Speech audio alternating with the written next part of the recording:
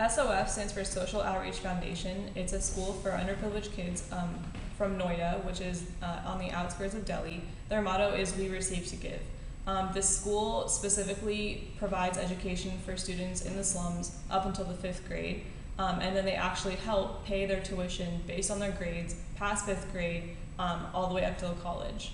Also, like when they get donations for supplies or clothing, they sell them at a reduced price to the children so they can maintain a sense of pride that they actually bought the items that they receive. And they also offer counseling to children to help them deal with any of the issues that they might encounter in their lives. The school's goal is basically to instill a sense of personal pride and responsibility in these students. Rather than just giving them donations, they provide them with 2 uniforms every couple of years, which they have to take care of. These kids who don't get the opportunity to go to college, it doesn't mean that the SOF school hasn't done anything for them, because while it seems that working at a fast food restaurant or some other location is low-key and not as prestigious, we all have to remember that these kids are coming from homes where their parents are maids in houses or don't have jobs. They're just jobless, barely making it by with rent. So the fact that these kids are actually making a sustainable income is a huge step for these kids. So the students of SOF range from kindergarten to 5th grade, and a lot of them wouldn't be in school if it wasn't for the Social Outreach Foundation. They are from really impoverished villages and their families are pretty poor, and a lot of the school accepts mostly girls just because difficulty in India of opportunities for females compared to males. So these kids are pretty much, if it wasn't for the school, they would be on the streets, probably helping their families earn a living. But I mean, despite that, I feel like they're so happy to be there in the school. A lot of them are the first generation of reaching this level of education in their families, so they're really excited to be at the school, and they just have a sense of pride, and they're all proud of themselves, excited to be there. They love working with us and working with each other, and they just bring light to the school, and it's a lot of fun being with them.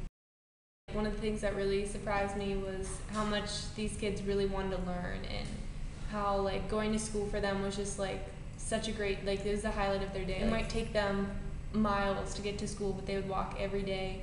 And I remember one of the teachers at the school was saying how the attendance is always so high, like maybe out of like the 190 some kids they have, only a couple won't be there, and if they're not there, they're really sick because they just have this want to learn, and they're just so excited and proud to be at school. Yeah, and that really shows through in the classroom. We each kind of taught at one of the levels of the classes, and we each noticed how the kids in the classes would always just volunteer, would kind of almost like argue to be the one to answer the question, or get to come up to the front and talk to the class about whatever the question was, or they just really like to be there basically. Yeah. So we actually got the opportunity to visit some of the homes of the children at the school, and it was really eye-opening and just shocking because we wouldn't last a day living the way they do. People are actually paying rent for these tiny rooms which are housing like 6 people in one bed, and so these kids have nothing. They might have houses that they pay rent for, but they're not really houses as much of they're just rooms, and sometimes they get water but only twice a day for 1 hour, so it's pretty bare.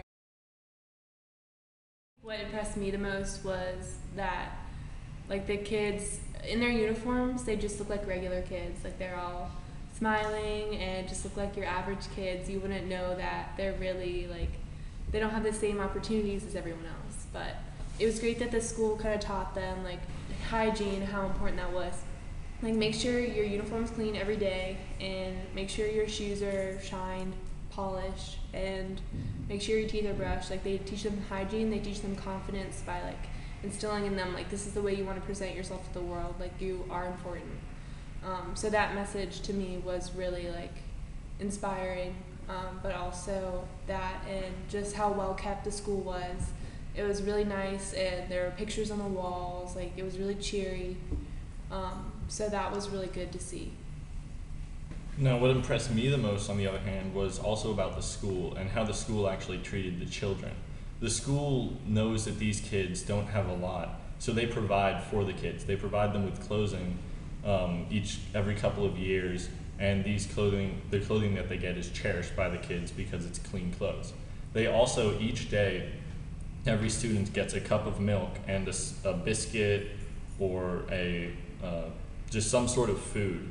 And this food the food and milk could be the only meal they get each day. But it's a daily thing, and it really helps them grow literally and mentally.